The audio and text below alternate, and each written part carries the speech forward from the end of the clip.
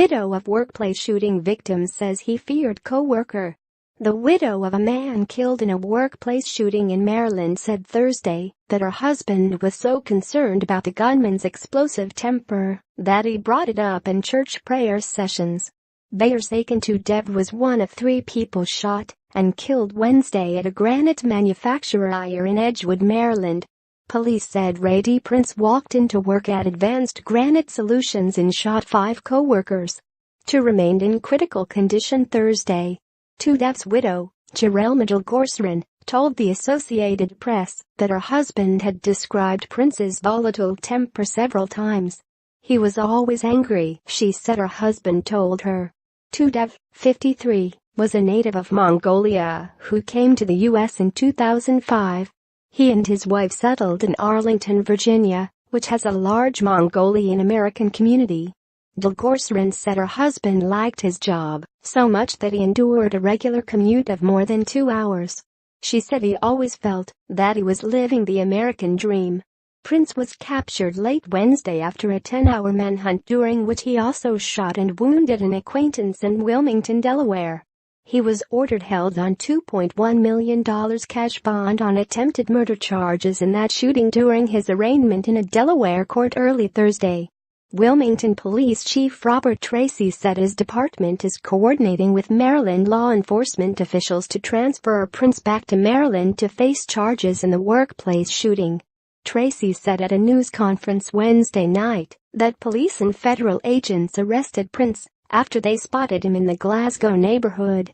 He'd left his SUV near a high school, and a civilian notified authorities.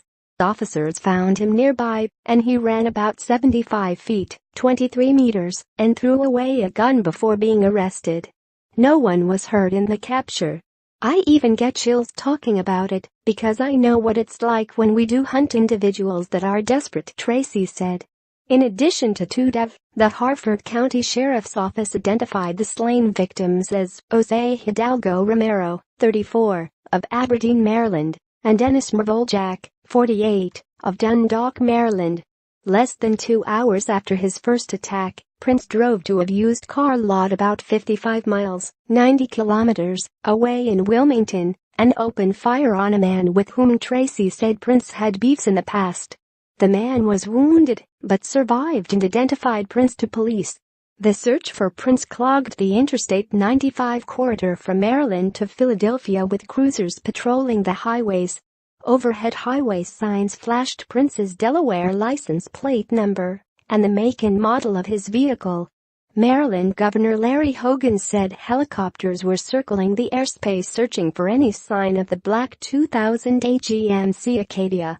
Although police have not disclosed a motive for Prince's shootings, his legal record painted a portrait of a man with an alleged history of workplace violence, gun charges, traffic violations and problems with his probation.